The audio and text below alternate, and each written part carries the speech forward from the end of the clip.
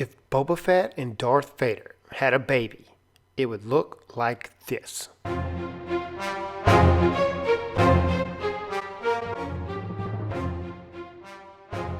Hey, what's good, Legends of Tomorrow fans? This is Campfire Comics, and we're here to talk about the season premiere of Legends of Tomorrow. I'm Campfire Rich.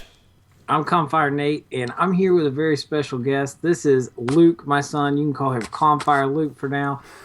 He was really excited about the show. He wanted to watch it with me last night, so we both got to watch it. What was your favorite moment last night, Luke? Pretty much when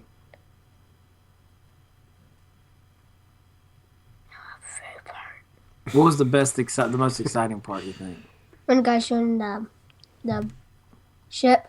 When he showed him the ship, you like that? Yeah, it was pretty cool. Yeah, the ship was pretty cool. It actually was a pretty neat spot, actually, when it was the way it stayed invisible and stuff. How Dr. Stein was completely geeking out about, basically him and Palmer, they was geeking out about everything, like throwing all these scientific terms around the whole time. Actually, it was kind of cool. Yeah, it was a pretty neat ship. It didn't look stupid by any means, so that's cool. Starting off, man, tell me this. I was glad they jumped right into the action. The first 15 minutes of this show, I thought was perfect. I was scared there'd be a little bit of a drag. Thankfully, because we've developed these characters in other shows already, we didn't have to really waste time with any of that. But if you're brand new, and let's say you haven't watched The Flash and you haven't watched Arrow, you could start this show right now and pick up on everything. They gave you all the information you needed. Well, right at the beginning, dude, I was thinking Firefly the whole time. Tell me that didn't seem like the opening battle scene to Firefly. Yeah, it did. It did have that kind of like the futuristic, the battle, the scene, and everything, and right. And then later on, kind of had that vibe to it for real. Later on, I was like, wait a mother freaking second, this dude's got a brown coat. Dude's a brown coat. He got on a brown coat, a brown trench coat, and then he pulls out a pistol, a 6-shooter that shoots lasers. Yeah, it was the 6-shooter was very much like a like a futurist, but like you said, kind of like Firefly. Firefly. Exactly, that's what I'm saying. Like, he is a brown coat. He is Nathan Fillion. I was thinking they should have just got Nathan Fillion to play this role. But anyway, I love the opening scene. You got your time with each character. They had a nice little fight, a quick introduction, and then waste no time. Like, boom, you're coming with me. So, on the rip, that's what I liked.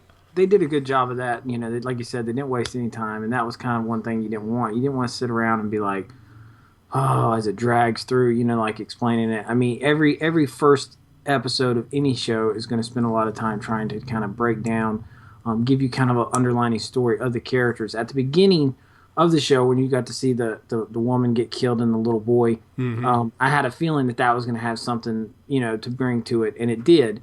And that was one of my moments when Rip Hunter kind of explained that, that was my wife, that was my kid, and I want to kill Vandal Savage. That this whole mission is not sanctioned at all. Like this whole thing. And all that kind of ties into an important moment, I think, when he explains to them, I'm kind of doing this on my own. Right. And at the same time, the only reason why I picked you guys is because you don't have any effect on the future. Well, and I thought that was huge because the whole thing is that they, we've seen how many commercials for this. It's like, you're legends. Guess what? No, they're not. You know what I'm saying? They literally they got picked because they don't affect the timeline. I'm so glad you brought that up because that was probably one of my favorite, underrated favorite moments of this whole show because it made me laugh. It really made me laugh out loud because, again, when he's talking to me, he's like, you guys are legends. And they're talking to him. He's like, out of all these eight people, oh, my son's breaking down here. I don't know why he's down here. It's a family affair, man. It's a snow day. But yeah, it is. It's a snow day for us. We're in the South, so we get a couple drops of snow and everything shuts down. The whole thing shuts down. Anyway, sorry. As I was saying, he's like, I picked you 8 people out of anybody. And I scratched my head immediately. I'm like, you didn't want the Flash? You want Superman? You didn't want, like, yes. That's what I was like. You like. At first, I was like in the Flash because I was in this TV universe, and I was like, wait a second. I was like, Superman, Batman. I was like, you didn't want the real legends? Like, you wanted these guys? And I just, in my mind, just wrote it off as, it's just for the show. Then when he explained it later, I thought it was great. It made more sense because it made up for the fact that you're thinking, if they're going to go on this mission, aren't they going to get the best? I mean, these guys, no offense, they're not. And it was funny. It's like, yeah, that kind of is why we picked you guys, because you're really not, you know. And I loved it. I loved how they made that part, because it made up for what I thought was one of the biggest issues was, why did they pick these guys? It made up for it and answered it, and I enjoyed that the best. I also, I liked interesting how I love, you know, the fact that we're going to see them kind of going through time. They didn't waste any time with that. They went back into 1975. You got to see some really cool, like, moments, you know, like with her and with the White Canary and with them in the bar. I thought that was kind of funny. At the same time, I liked, you know, getting to see. It turns out that scientist is actually their son, which I think is kind of, you know, kind of weird because it's not like they realize it. Right. But all these little moments and stuff, and again, this is just kind of setting up for what we're going to expect. You know, what we're getting coming forward. Is that we're going to have a lot of these kind of like, we're going back in time. We don't know what we're going to come across. It's going to be some interesting things. So I think it set the groundwork for what I think might be a really good show. I think you're right. And the fact that they're doing this time travel adds a very interesting element so that you're always in a completely new location. You're getting you can get some old school battles. You can get some the space battles with that bounty hunter. I was like, when they was in that spaceship, I was like, yo, man, this is like Quantum Leap meets Star Trek meets Firefly. I was like, there was just like a culmination of all these crazy things going on. And it kind of hooked me. I was like, you know what? Right now, I'm kind of digging the show. You know, when bringing the team together, you had that battle scene, right? And I was like, this is cool. You got to see all of them fighting, all of them shooting at guns. That dude, they made 2 Star Wars references. Yeah, I got them too. Which was funny because they're totally playing off Star Wars. You know, like, yeah, come on, man. I was like, Darth Vader. The dude don't look like nothing like no Darth Vader.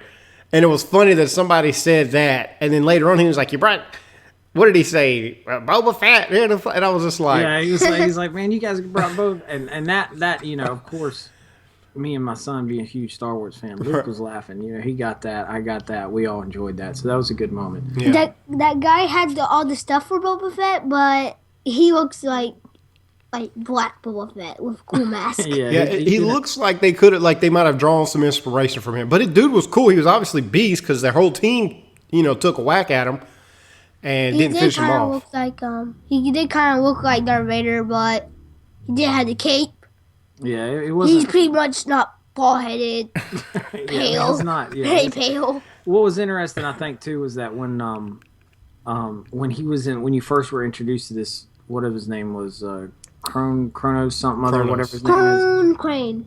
No, Kronos. Okay, so when we were introduced to him, he was sitting there, and these guys are looking at him like, "What's going on with this?" And he looks at his thing. He's like, "I'm just checking to see if you have anything to do with the timeline." And he just kills them. You know, it's like, you're literally, you know, completely useless. Yeah, and exactly. I think we're going to see a lot of that, like timeline, like. I think it's going to be a major factor that's going to play a part into this story.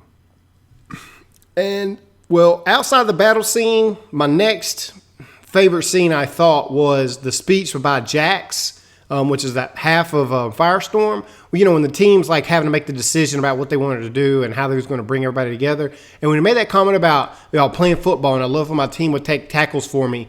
And when I saw everybody rushing, you know, to take that dude on, everybody working together, I enjoyed that. It, you know, made me feel like part of a team again. And I love that. And like, to me, that was the best speech out of all of them that they was trying to give for their reasonings about being important or whatever, or scientific reason. Like that for me really hit home. I was like, okay, that's cool. We might get to see these guys really bond and work together. And hopefully this show continues on like this and we just get a lot of action and we don't get a lot of fluff in between. Save the fluff for the other shows. This is all these superheroes coming together, you know, crashing skulls. Yeah. So, as far as I'm concerned, I'm excited. They did a good job of setting it up. Good job of getting me interested in it, and I'm really looking forward to this season. Yep, same here, guys. Let us know down in the comment section below what you thought about this show, and tell us what was your favorite moment. Apologize for my kid running around in the background. My wife, she shoots down here last minute. She grabs them. So, hey, man, it's crazy. We got families, and we just rolling with this thing. So anyway, like, comment, subscribe, man. Let us know what you think. And until next time, we're out. Bye. See ya.